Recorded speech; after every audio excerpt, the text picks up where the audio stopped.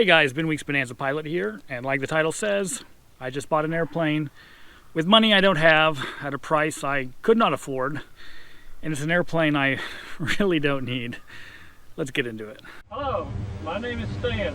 We're going to pre-flight this airplane and then we're going to take you up in the air. So sit back and fasten your seatbelts.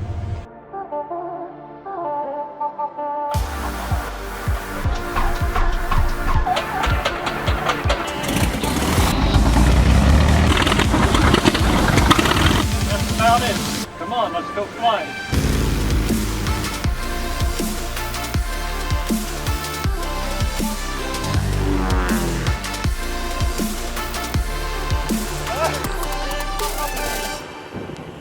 Okay, cut. Alright, well that's enough of that. Let's get into the details around this airplane that I purchased.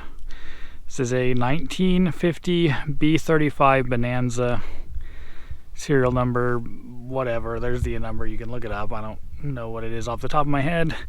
It's got a 185-8, 205 horsepower Continental engine with 2600 RPM max for takeoff, 2300 continuous. Has the 88-inch propeller, which is nice. It actually cannot run the 84-inch propeller because the serial number of the engine is sub 5,150 or something on the serial number, which means that they did not have the 5th and 6th order torsional dampeners that allow for the 84-inch propeller. So I better take good care of the longer propeller, get a little better performance, cruise performance. I don't think climb performance is really affected.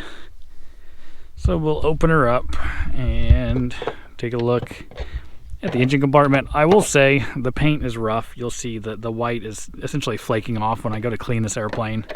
It's like a microfiber cloth, it just peels. But the blue is not bad.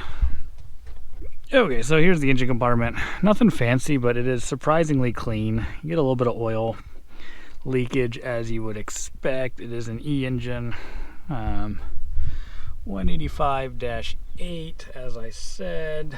Yeah, 5034 is the serial number, so they didn't start adding the option even to convert to the 5th and 6th order torsional dampeners until I believe 5150-ish. Battery box is sort of like somewhat forward, which is kind of strange. A lot of the ones we have are all the way back by the glove compartment, or they are down here in a super annoying place where you can't get to anything. But this one is half and half, essentially. Nothing too fancy with the cylinders. Got about 980 something hours on it, close to 990 now. So we're getting near that 1,000 hour mark. These are 1,500 hour TBO. Although, you know, old Bonnie, my dad's B35 Bonanza, is pushing 2,200 hours now and still going strong. So they can have a lot of life left in them. Does have the fine wire plugs. Don't let the rust on them deceive you. They actually are pretty fancy on the inside. I cleaned them all up. And whatever you can see, there's the old electric prop pitch change motor. You probably can't see that because of the contrast. The oil tank, obviously dry sump. Engine, got some oil on it somewhere in there.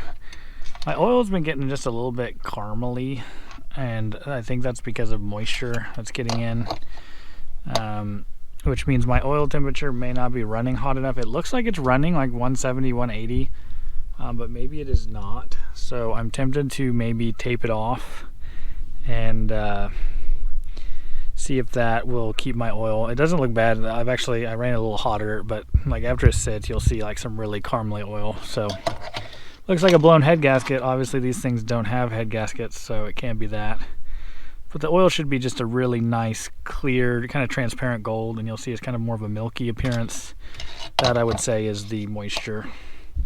So I'm looking into that. The problem is the CHTs are running just a little bit high, and then my oil pressure starts to get a little bit low when it gets hot. You know, like CHTs over 400 are really kind of a no-no in these airplanes. So it's a trade-off. It's like, do I have wet oil and good oil pressure, or do I have low oil pressure and dry oil? So it may be, my IA was suggesting that it could be the scavenge pump needs to be changed. It's just not moving oil properly, not picking up oil the way it needs to and keeping it circulating. Who knows? I mean, the original owner who had this airplane sold it because the owner that he bought it from was concerned about the low oil pressure, was reading 13 psi at idle, which is normal for these E-engines. They all run pretty low at oil pressure. At operating temperature on the ground, they will idle pretty low. So I don't know about that. That's kind of an entire digression. I don't know why you would care about the oil pressure woes, but you might get a deal. Someone says, "Oh, my engine's got low oil pressure." Well, make sure that it's not running, normal 40 psi at cruise, because in that case, it's probably perfectly fine. You could say, "Oh yeah, that's a bad engine," and then maybe get a good deal on an airplane. I told the owner, I said, that's pretty normal for us. He said, "Yeah, well, I'm an engine rebuild shop, so I was going to rebuild the engine." He was going to put a 225 in it, which actually there's a 225 engine that came with it. That is for sale. About 1,525 hours. You'll see that in a little bit. If you're interested in it, you could probably get another 800 or so hours out of it. So might be an option for you if you wanted to spare. It's got the alternator, I forget the brand. It's not the Plane Power, it's the other one. Is it Delco? It's not Delco. Jasco, that's the one. Jasco alternator. The E80 starter. Thompson fuel pump down there. It's just an old Bonanza. I know what it is. Here's more of the chipped paint kind of a situation going on. But it's very clean airplane, no damage history that I could see. Doesn't look like it's ever been on its belly. I mean, it's just kind of old.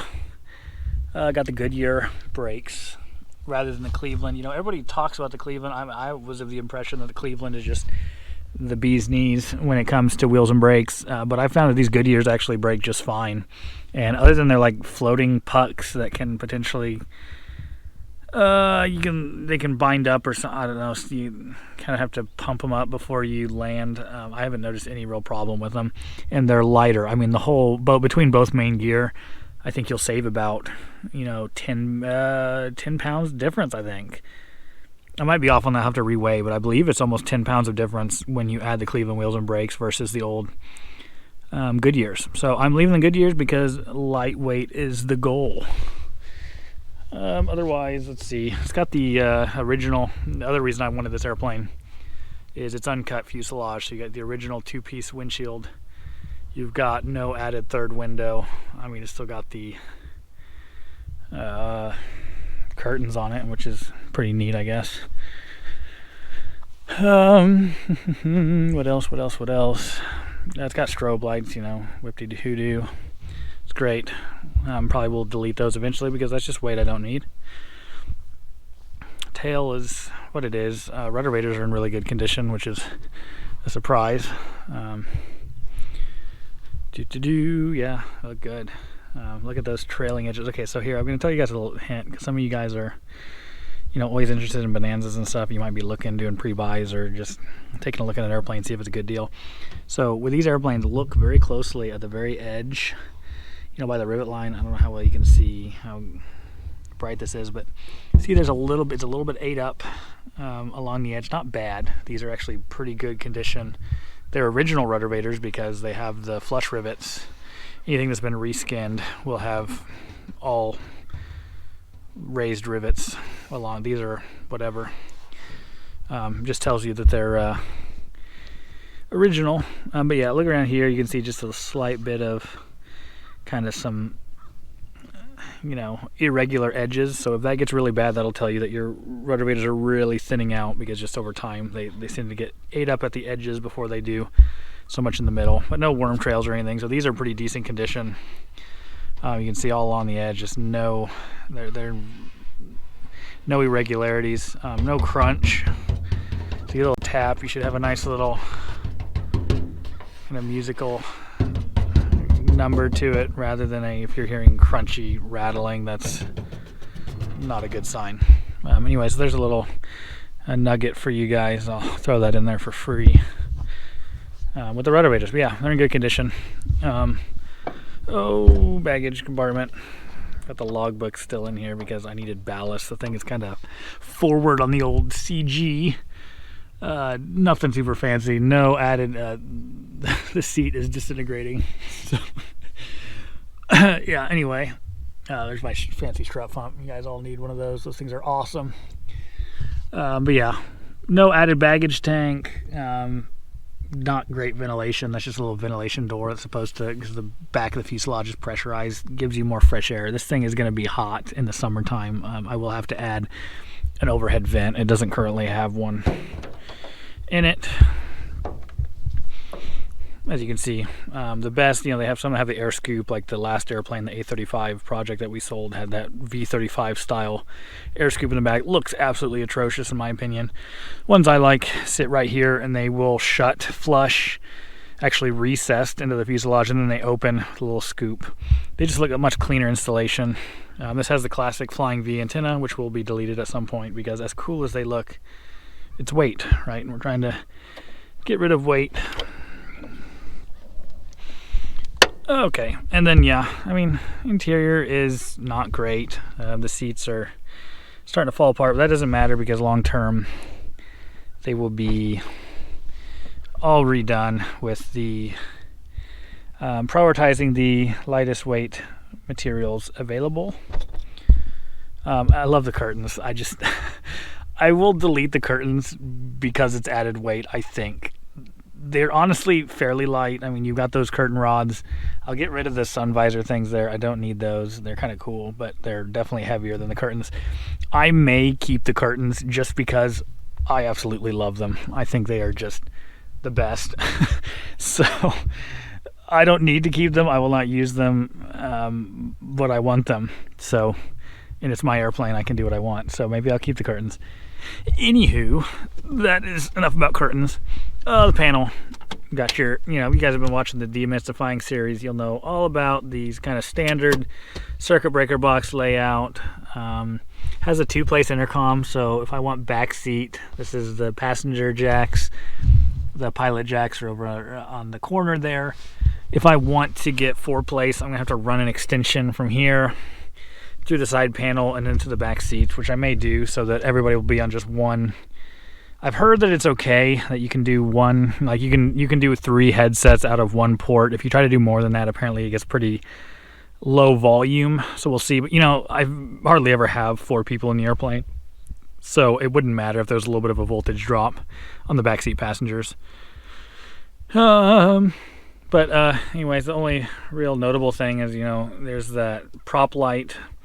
It didn't have that. It needs to be labeled, but that's the new prop light because this has the electric prop. My toggle switch is down here, and you want to just know when you're at high RPM so you're not just running the motor off the edge of the track. Missing a floorboard there. They were busted, so I'm going to redo all of these floorboards in carbon fiber. Eventually, this is just, I think, 3/16 marine plywood. So down the road, I'll have all that redone.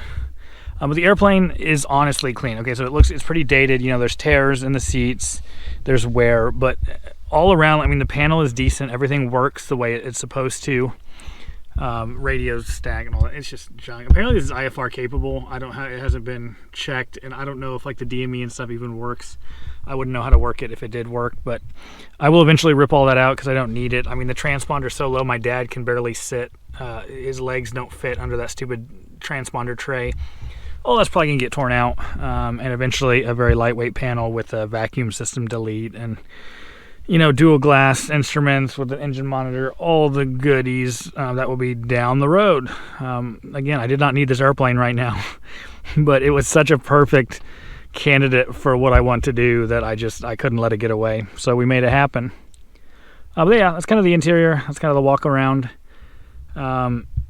And it's just a fantastic flying airplane. Climbs very well. I mean, even with only the 205 horsepower engine, it really has a pretty sporty performance. Nothing major, but nothing to knock your socks off. But I can get about, if I really try hard, I can get about 1,500 feet per minute climb. And I think I can do even better with the 225 that I'll eventually drop in it. So yeah, good airplane. I think when I do the finish part 3 of the demystifying series, which I promised you guys I would do, which is the flying portion where I kind of talk through the way I do stuff, in the air with these airplanes. I'm going to use this airplane because why wouldn't I? I've been trying to put some hours on it anyways. I've got about 6 or 7 hours on it since getting it annualed. I mean, this is like a 2-week turnaround. I mean, it's pretty insane. I don't think we've ever gotten one back together so quickly, but it was just such a nice airplane that it really was not hard to get back together. But I'm going to do that demystifying video in this airplane. I'll probably actually, if the ceilings get just a little bit higher, they're like, maybe not even, I don't know, they're like 1,500 feet or 1,800 feet or something.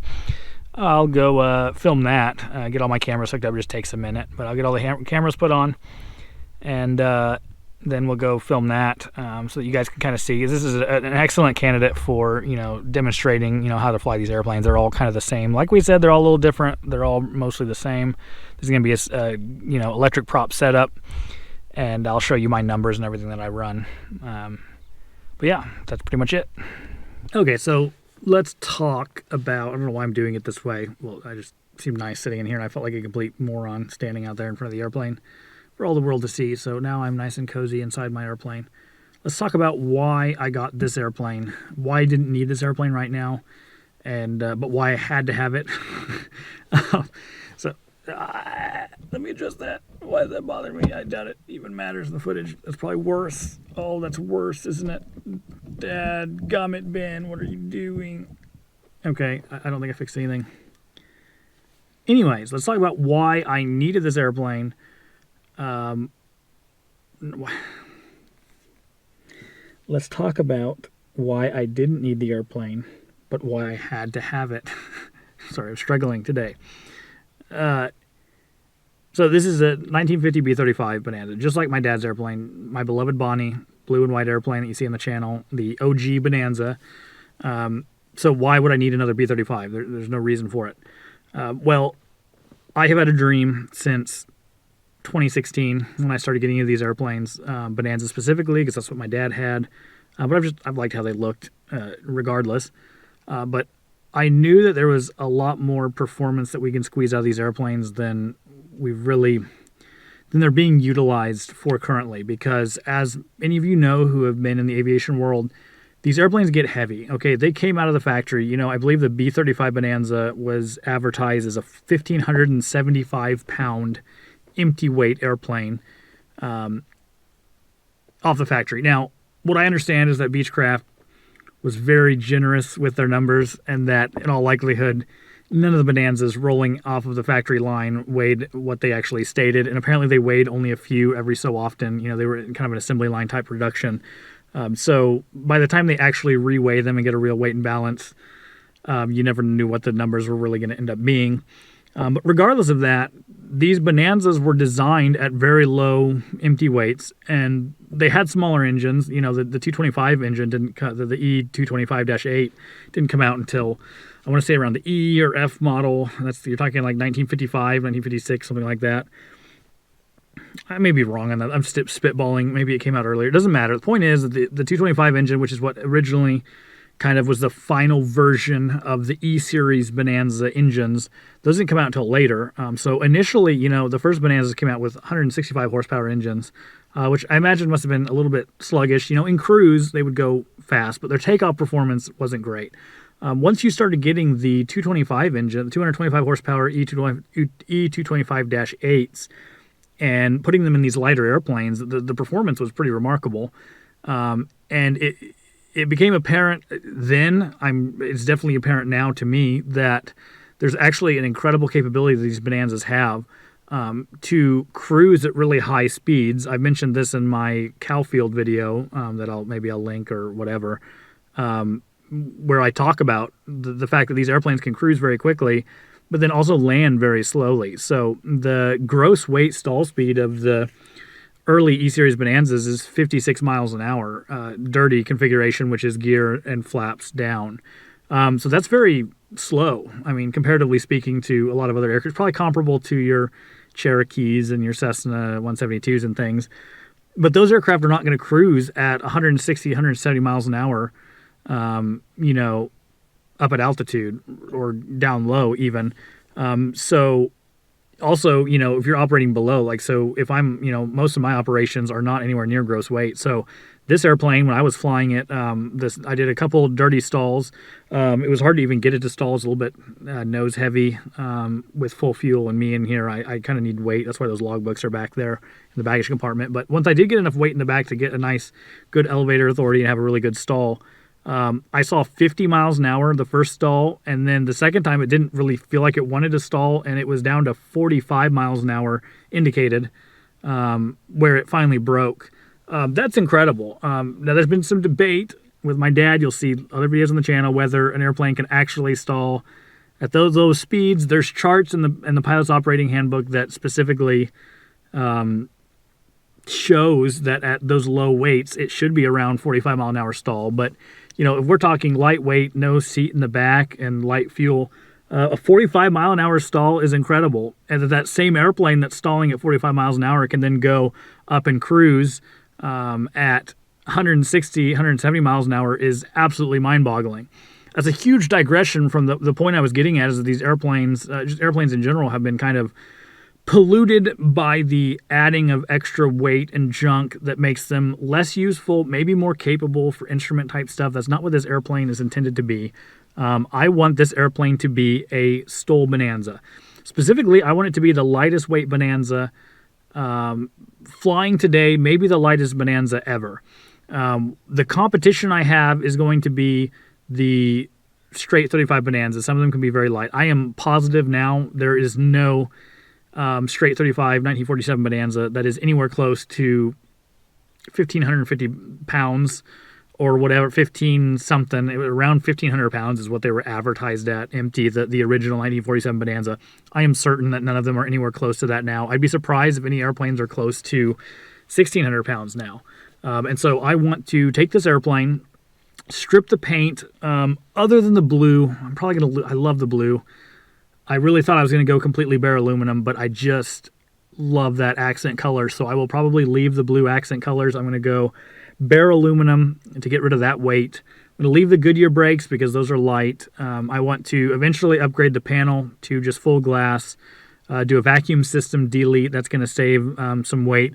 And I want bare minimum avionics. So I want to think of this as like a J3 Cub situation. So I need a radio, maybe a transponder, if I want to fly. We'll see what airspace requirements, what happens with the ADS-B and stuff going forward. Wish they would just get rid of it altogether, but they won't. And so I'm going to make the panel super light. Up front, this thing tends to be forward on the CG. So I don't know if I'm going to move the battery back to the back to kind of get that CG moved aft so I can take the back seat out. I want to be able to, there's STOL competitions that they do with certified aircraft in certain classes. So I would like to fly this airplane and be able to do STOL competitions and stuff in a certified class aircraft. I do want to keep it certified, so I'm not going experimental. All the things I'm doing are just going to be, trying to shed weight with the interior. I'm going to do carbon fiber. The interior, the only certification that I'm aware of with the interior is burn certifications.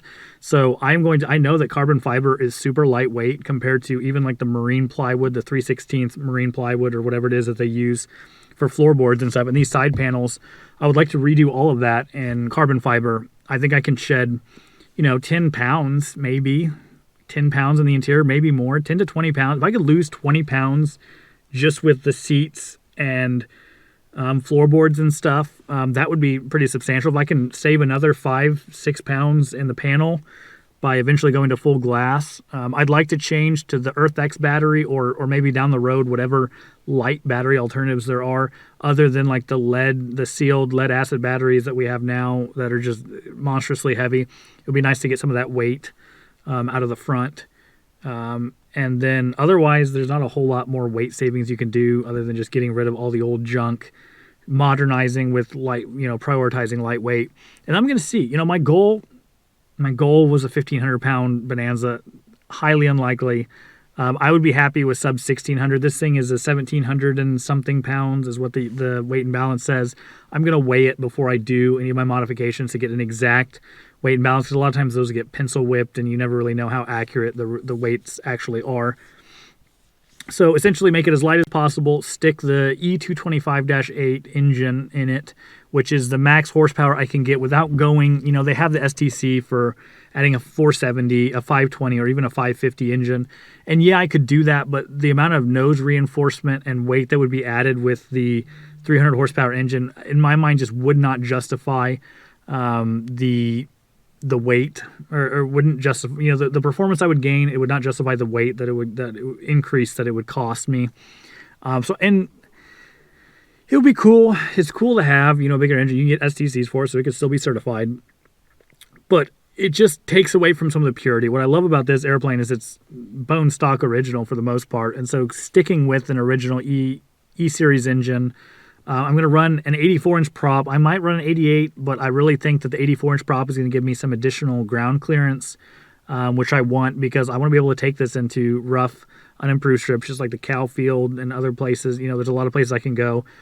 I'm hoping for sub 400 foot takeoff and landing. We'll see. A dream would be 300 feet. There's just no way. There is no way I can get this airplane, even at 1,500 pounds. I just do not think I could get it up in the air in 300 feet, or landed in maybe landing if I lock the brakes up on a dry day, maybe, but highly unlikely. It'd be cool to be able to land and take off in a football field. Just don't think that's going to happen with a Bonanza. But I think I'll be somewhere. I think I could pretty well be in the 400-ish range down at sea level. That is obviously the kind of the trade-off, is that these airplanes are not going to make this kind of performance up at altitude. So if I'm going into the mountains at 10, 12,000 foot ground level, I'm just not going to get, intensity altitude up in the even higher range. I guess it wouldn't be 12,000, whatever, 8 to 10,000 feet, up in the mountains of Colorado or whatever. And then it's a hot summer day. Yeah, this thing's going to be lethargic, even very, very lightweight. So I'm not going to be going in and landing in 300 feet up in the mountains somewhere of Utah or whatever. But I do think, do they even have mountains in Utah? They have mountains in Utah, right? Yes, I think they do. I don't know my geography that well.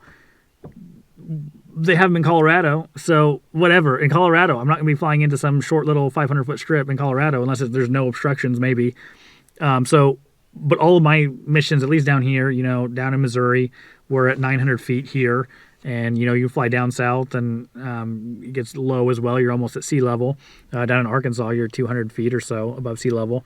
So I should get really good performance here in this area. And it's just not going to be great up high. If I put the 550 in it, I would get that really nice, that it would keep that horsepower up at higher altitudes. But I don't want the weight, and I don't like how it looks. I don't like how it modifies the front. You have to do the different cowling and everything. It's just, I don't want to do it. So 225, that's the max horsepower we're going to get.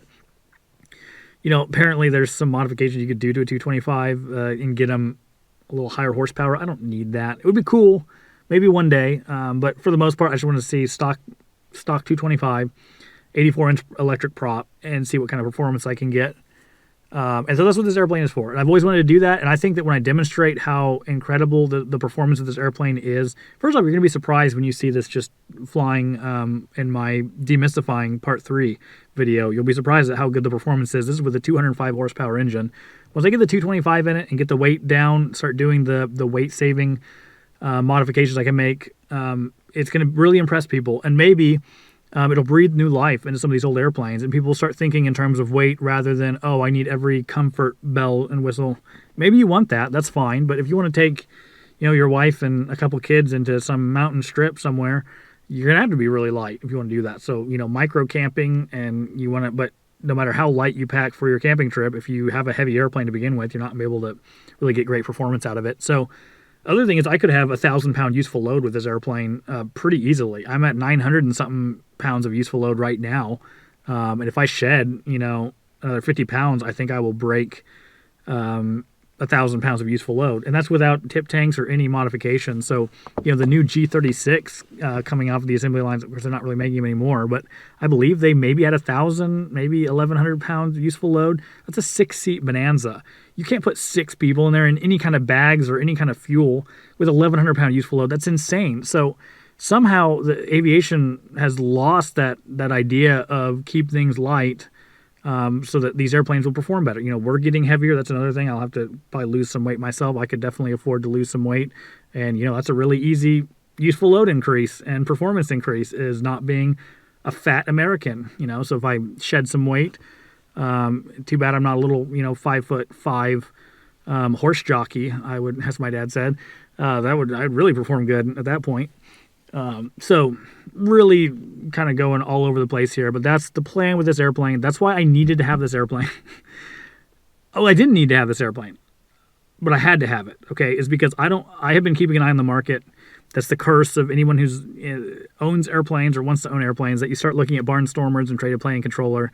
And even though you have more airplanes than you could possibly do anything with, access to them or whatever, or you don't have an airplane, you can't afford it, whatever, you're always going to be looking at the used for sale ads. I've been keeping an eye on the Bonanza market. I know what the prices are. I know where they're going.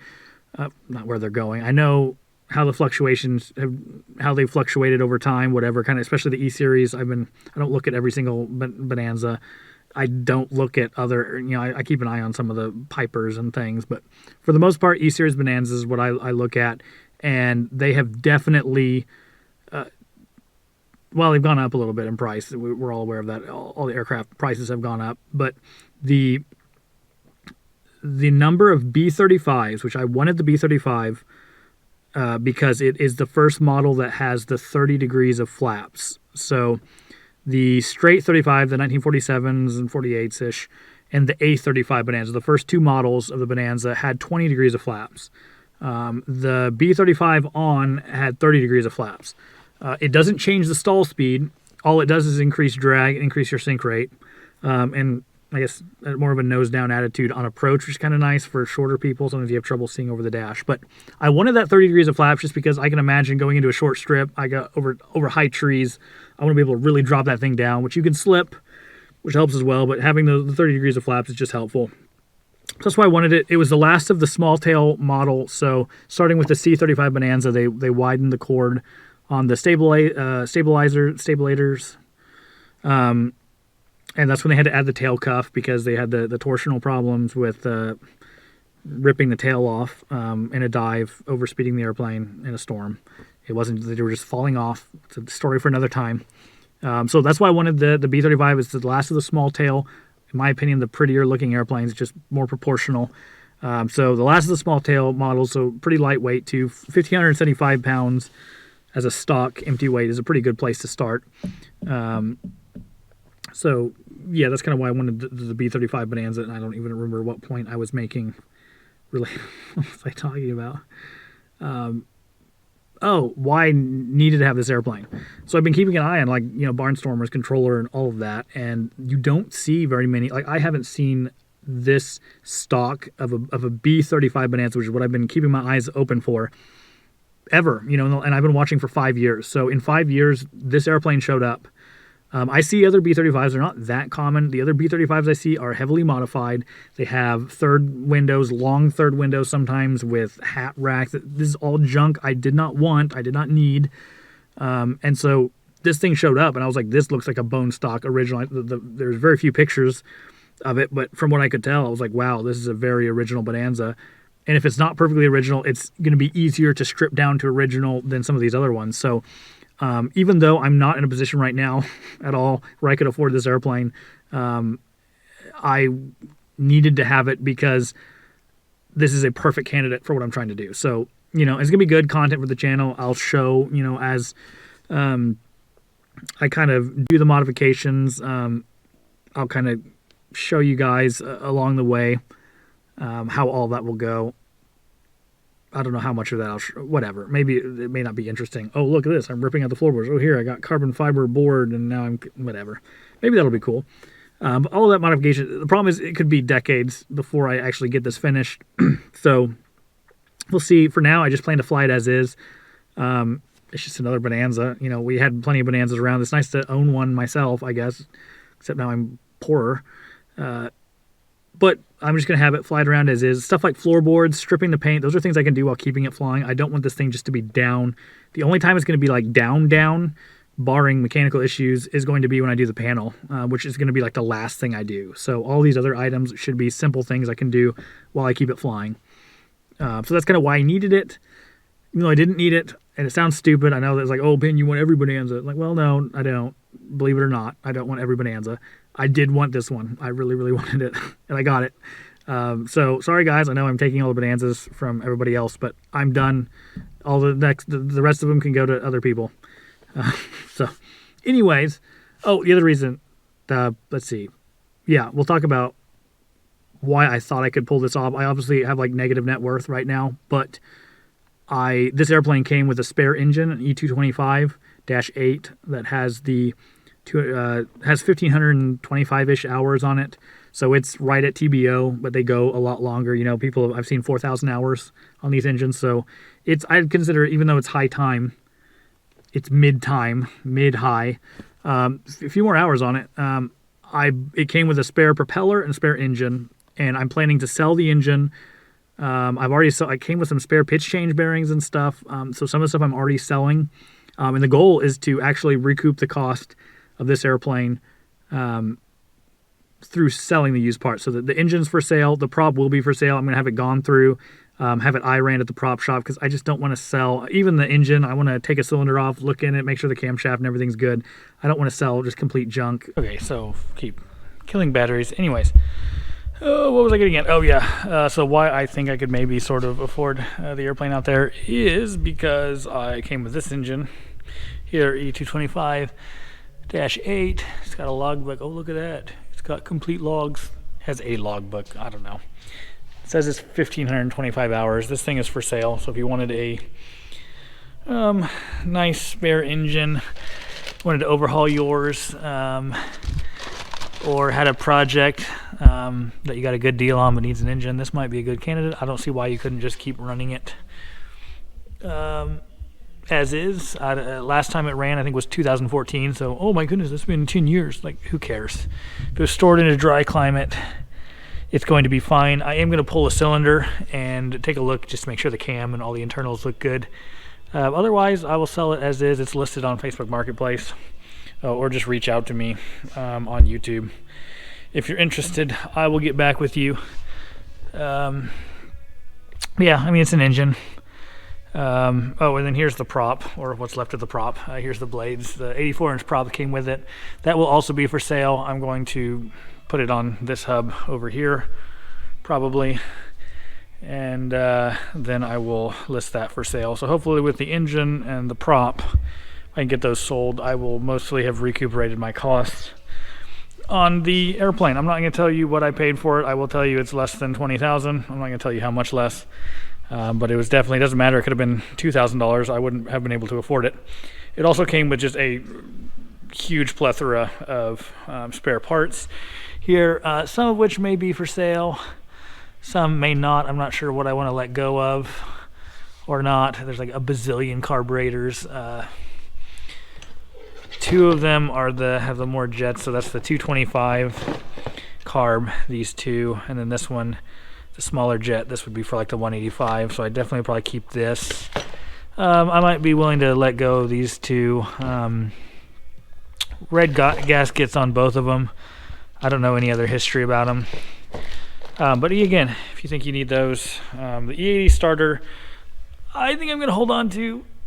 I might sell it, but probably not. I've had a couple of those go out.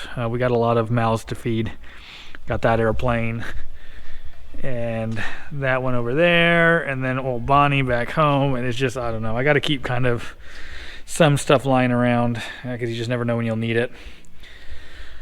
I got a spare flat motor I might let go of. I think I have a spare gear motor somewhere in here. Not there. What all this stuff is. Actually, I mean, I don't even know half this stuff. I don't even know what it is. Some of it is probably hardware I was looking for when I was putting this stupid thing back together. Anywho, yeah, so maybe I think it's in here. Yeah, there's a gear motor in there, hiding in there. Probably let that go as well. Somebody wanted it. We have a couple of spares of those. They don't go bad that often. Yeah, anyways, so enough spare parts that I felt confident that maybe I could at least recoup some of my costs of the airplane. But I mean, it's flying now. It is what it is.